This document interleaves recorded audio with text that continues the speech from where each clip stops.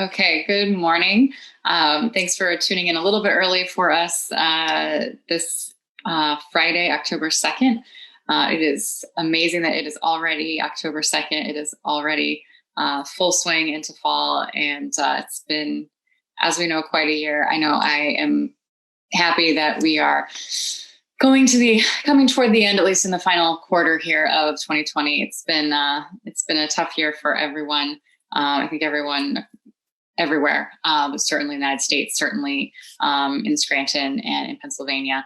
I continue, as I'm sure all of you do, to watch the news, and COVID is certainly very much here. It doesn't matter who you are or where you are. COVID is something that can strike you down. So please continue to wear masks out there. Please continue to remember. I know it's something that we've been saying forever and ever, and everyone's saying it, but the masks really are the way that you protect each other and that you show that you care about others. You might be a younger person who is not very vulnerable yourself, but the person you're interacting with at a store, on the street, at a party, that person might be going home to an older parent, a grandparent, or a young child.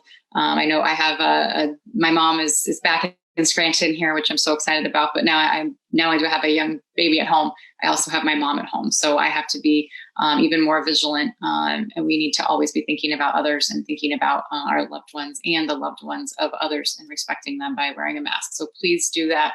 Please wear masks. Please respect the business owners and the employees of the entities that you go into. And wearing a mask doesn't mean wearing it under your nose. It doesn't mean wearing it under your chin. Wearing a mask means you're fully covering your nose and your mouth. Those are the places that things are coming out of you. So please, again, respect others. Wear a mask. Not that hard. If you need a mask, you can always contact us and we can get you a mask. We can get masks for your family if you need. Scranton 311 at scrantonpa.gov. We try to be a resource in any way we can. We can't always answer the question. We certainly aren't always the place that has the resources, but we can usually point them in the right direction. So please let us know if you need a mask. It is so important. Just so important. So to recap, in September here in Lackawanna County, there were 3 COVID deaths in September, and 501 total cases. So it's good. That's a very low death rate, and that's positive, but that's still 3 people that lost their lives to COVID right here in Lackawanna County in the month of September. So I know we all have data fatigue, I think, at this point. We've months and months of numbers. Numbers start to become meaningless after a time, but to really take a moment, let that sink in. 3 people lost their lives just in Lackawanna County in the last month. So let's keep at it. The disease is, the doctors know more about the disease, which is good. There's more treatments out there. It's positive. As we treat more people, we can learn more. So I think there's a lot of good news. Hospitalizations remain low. Again, really good news, but it's still very dangerous out there. We've got to continue to protect each other. Okay, on the COVID alert front. Okay, this is cool. So the COVID Alert PA app is live. It's Pennsylvania Department of Health. It's a pilot program for a COVID exposure notification app called COVID Alert PA. You can find the app COVID Alert PA. It's free download in the Google Play Store or the Apple App Store. It's voluntary, but the more Pennsylvanians 18 and older who adopt the app, the more successful the efforts can be. So I'll make myself a note to put that on my phone. So COVID Alert PA app, please download that. And participating in these types of things, the more volume out there, the better for those types of programs. On the city end, we wrapped up our Scranton Together neighborhood initiative on Wednesday. We are so thankful to all of the residents who came out to say hi, to get a recycling bin, to sign up for a smoke detector check or installation. And those of you who brought complaints, we appreciate it. It's been really helpful to know what's going on in your neighborhoods and to be out there in the neighborhoods ourselves, walking around and seeing what's happening. We are still working on all the different complaints. Some of these things, as you all know, will take time. a blighted property that if we didn't know about it, it could take a couple of years from notification to go through all the legal hoops to get to a point and make sure we have the financing to demolish a building. But we are working really hard on that process, and we're identifying those blighted properties. We're being very, very serious about that. It's taking a lot of our time, but it's for the purpose of starting, like we talk about, starting from the bottom, starting from these properties that are dangerous, getting rid of them, and being able to move forward in our neighborhoods, being able to make sure that people feel confident in their property values, feel confident to grow a business, build a business right here in Scranton. Blight is a huge piece of that. So we continue to do that. And these neighborhood initiative events and neighbors coming to cite complaints and let us know what's happening has been integral. So thank you to everyone who came out, and thanks to my team, everyone from the Scranton Fire Department to the police department to DPW. I know Chris Jenkins was hauling those recycle bins all over town because they were going like hotcakes. And I really appreciate everybody at DPW's help, code enforcement's help. Our interns were awesome being out there throughout August and September. There were some really hot days.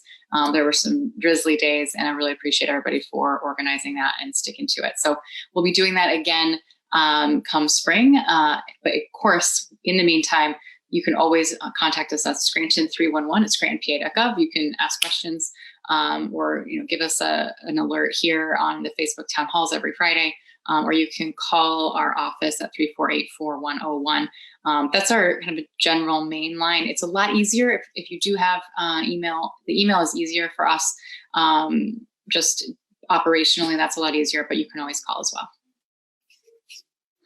Oh, okay. And then the next drive-through next week, Wednesday the 7th, the Friends of the Poor drive-through emergency food giveaway will be at Parker Hill Church in Dixon City. So next Wednesday, October 7th, Parker Hill Church, Dixon City, for the Friends of the Poor drive-through giveaway. And Megan Loftus, Sister Ann, and the whole crew at Friends of the Poor have been just amazing through this entire process. And as we always talk about, there's a variety of resources for folks who need food. You can go to the Keystone Mission. You can go to the Salvation Army. You can call the Salvation Army and get a delivery to your house if you need. That's 344-9878 for Salvation Army delivery. Okay, so there has been some back and forth on the census. Last week, we were informed that the deadline was going to be extended through the entire month of October. That is not where the Census Bureau landed. The new deadline is October 5th. So actually this weekend is the last weekend. Monday is the final day. If you haven't responded, my2020census.gov.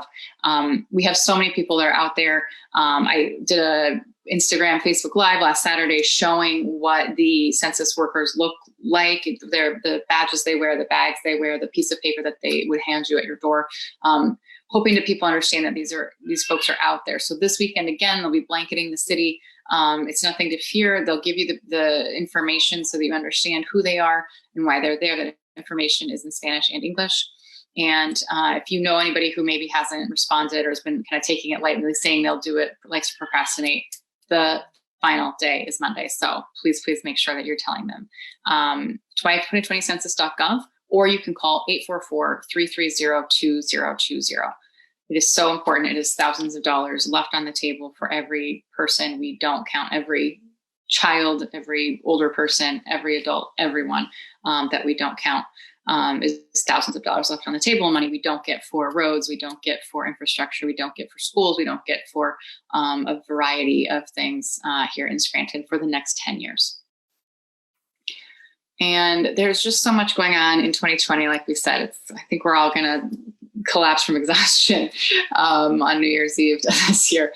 The election. So the registration deadline for the November election is October 19th. That is in just 2 weeks. The importance of registering: if you are 18 on election day, you can register. So there are some 17-year-olds out there. You can register now to be able to vote if you will be 18 on November 3rd. So that's important. Votespa.com is the website to go to register. And it's also where you can go to request a mail-in ballot. Lackawanna County will start mailing out ballots starting next week. But in order for you to get a ballot, you are going to need to request it. So go online to votespa.com, say that you want a mail-in ballot, and then next week the county will start mailing those out. When you get your ballot, it is very important. There are three. We have the image. We should put it up, but we'll repost it. We'll keep reposting it. There are three pieces of paper that need to go back to the elections office: the ballot, the secrecy envelope, but it doesn't say secrecy envelope. It's a second envelope it's not the envelope that you mail, because you can tell it doesn't have the address on it. But that envelope needs to go, the ballot needs to go in that envelope, and then that envelope needs to go into the ballot with the address to be mailed or to be dropped off at a drop box. So should it say secrecy envelope? If we're going to call it secrecy envelope, yes. I'm going to pull up the image right now on my phone so that I can make sure that I'm saying the right thing myself. So it really is overly confusing. I don't know why we always do this to ourselves. So the secrecy envelope just says official election ballot. So ballot goes into an envelope called official election ballot that goes into the mailing envelope, which has the business reply mail and the barcode. It's very clear which one you should mail, but you cannot throw away that secondary envelope. So please make sure that you know that, and that if your friends are doing mail, and maybe remind them that both of those envelopes need to be included, or else the vote will not count. So those ballots will start going out. You mail it back, or you'll be able to drop it off at the County Government Center at 123 Wyoming Ave. I'm waiting for more information on drop boxes. There should be, we hope, some drop boxes around the county, but we don't have that information yet. Okay, so the application deadline for mail-in ballots is October 27th, but try to not procrastinate. I haven't asked for mine yet, which I'm reminding myself I'd like to do now. It is October now, so time is of the essence. So please don't wait till the last minute to request your mail-in ballot, so that you get it back and that it's in the system right away. Okay. So much happening. Okay, and as always, it's a tough year. If you need to talk with somebody, or if you know somebody who needs help, you can always call 1-800-273-8255, or if you want to text, you can text TALK, TALK, to 741-741. That is free, anonymous, 24/7 crisis support, and it is never good to keep it in. You gotta talk to somebody if you need to. So there's so many resources out there. If you know somebody that might be suffering from an abusive partner or an abusive person in their home or in their life, you can call the National Domestic Violence Hotline at 888-799-7233, or online at thehotline.org. Locally here, we have the Women's Resource Center, 1-800-257-5765, or 346-4671. So it's always important to keep that at the front of our minds. It's a very stressful year, and when you see stress out in the community, you have to imagine that we're seeing an uptick in difficult situations for people at home, and there are resources out there. And if you're worried about a neighbor, call one of those and try to get some help for them. Okay, so we will answer some questions. And this is a good question, because we'll spend at the city level, we'll be spending a lot of time in the next 3 months on the 2021 budget. So Jason is asking if you have any prediction for the budget deficit in 2020. So Jason, we will be presenting at the City Council Caucus on Tuesday at 5:45. Carl Deely, the business administrator, and I will be on, and we'll be going through exactly that question of what numbers we've seen come in terms of revenue. What is the deficit that we are predicting? It's still very, very early, because we still don't have all of the revenues from the year. Obviously, we're only at the beginning of October. But we will be walking through the latest projections again, 5:45 on this coming Tuesday, October 6th. That's on the City Council meeting on YouTube. We'll be going through that whole presentation. You can see that. In the meantime, as well, we're working on the 2021 budget, looking at projected, losses in revenue due to COVID and the economic crisis that we're experiencing. So we're trying to put into the budget in 2021. We're really trying to manage for that. I can tell you that we've been doing a lot to cut expenses here during the crisis in 2020 this year. As everyone knows, we've furloughed employees. We have cut expenses across departments. There's capital projects that we haven't moved forward with. There's partnerships that we haven't been able to fund our part of this year. We're trying to basically cut kind of across the board, and we'll have to continue to look at the budget very seriously next year. At the same time, we are a city. We are a city of, we'll see with the census, I think, 80,000 people, let's call it.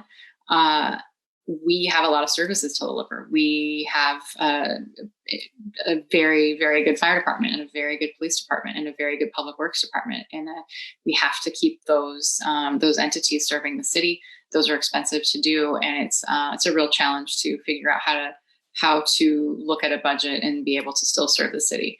A city government really, we are the foundation of the state public safety in the city, and that's expensive. And we're not alone. I talk to people, mayors across the country all the time about these challenges, and everyone is really, really trying to understand how to best manage through this year and next. Okay, let's see. Okay, looks like we've got a census question. So Heather and Connor, what is the current census completion rate? Okay, so PA's self-response rate is 69.2%. In Scranton, the self-response rate is 60%. The census enumerators, though, are following up. So self-response is people who got the thing in the mail, or they went on the website, or they called the number and they responded themselves.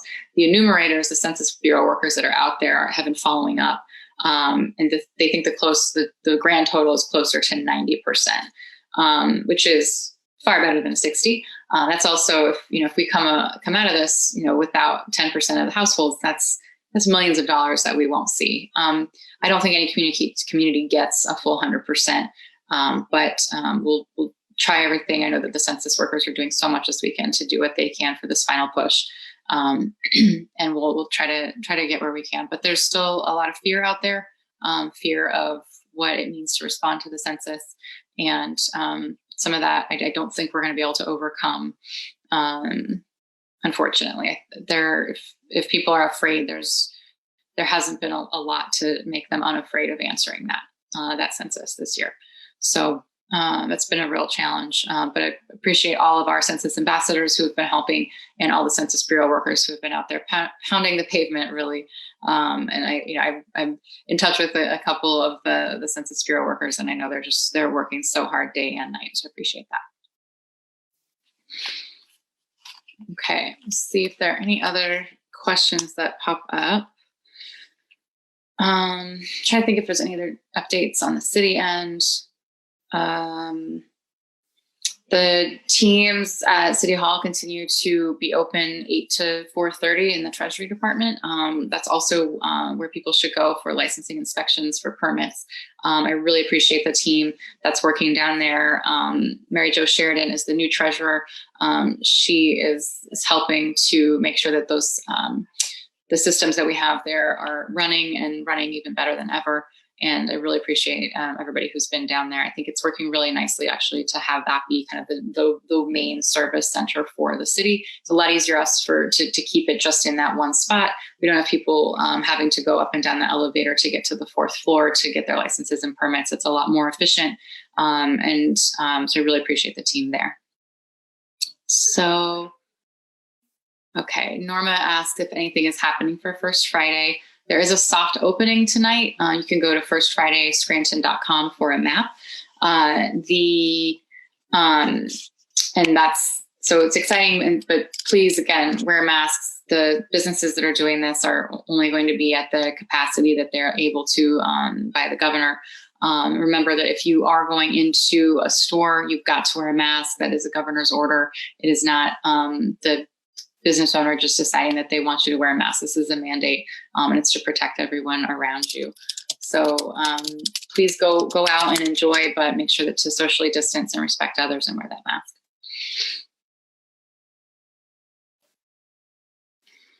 Okay, let's see if we get any more questions. Okay, so I knew there'd be something for the Fringe Festival. The Fringe Festival is doing a silent disco for First Friday. It's outdoors, of course. We'll see if we can get a little more information, or I would go to the Fringe Festival's Facebook page and check it out. But Connor and everyone at the Fringe Festival have done a great job of being very respectful of the risks of COVID as they've planned their events. All events are distanced and encouraging of all the safety precautions, including masks and not congregating inside. Okay, we'll hold on a couple more minutes. We'll see if there's any pieces to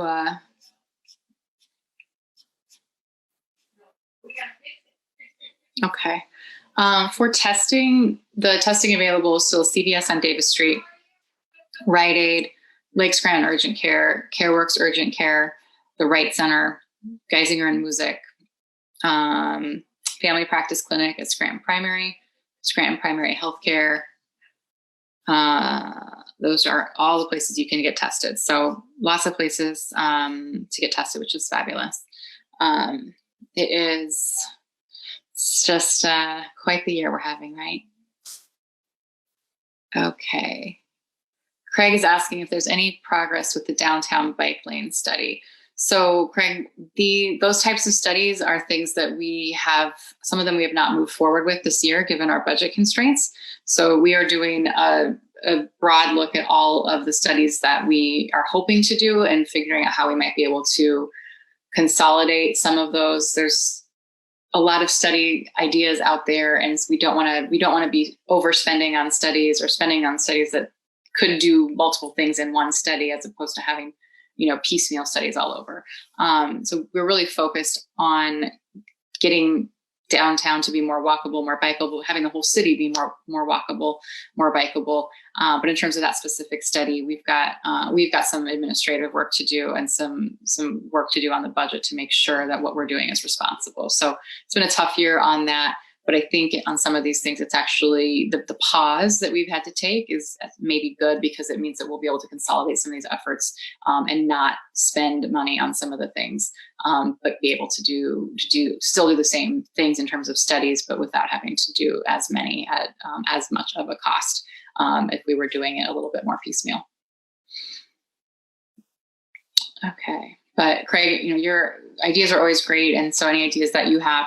Or specific concerns that you have, are always happy to look at those. We don't want to completely ignore any of these things. We just have to be really careful with what we're spending money on. And sometimes there's all these grants out there and studies and this and that, but you can end up just studying things to death and never actually having the money or the bandwidth to implement anything. So we want to make sure that whatever we are going to study, we're going to be able to implement and move forward. So the 2021 budget process is already really interesting, and we're trying to put in there things that will actually work for the community. Okay, so I don't see any other questions. We are here again, Scranton 311 at scrantonpa.gov, and the phone number 348-4101. We are always trying to get resources out to you on social media as well, and on the website. Please know that the website is a work in progress. I know we've gotten some complaints that it's not as fancy and speedy as it should be. Believe me, I agree. We, in the same way that I was saying to Craig, we don't want to do things piecemeal. We are doing an entire overhaul of how the technology works in the city government. Part of that is the website. So what we're doing is making sure that we're as efficient with your tax dollars as possible by having the website be a part of the overall tech transformation. That way, as much we can do that, as much as we can directly feed things from our data in the city to the website, That cuts down on staff time. We want to make sure that our website has as much open data as possible for all of you. We want to render this. It'll never happen. That's okay. But this Grant 311 email, right?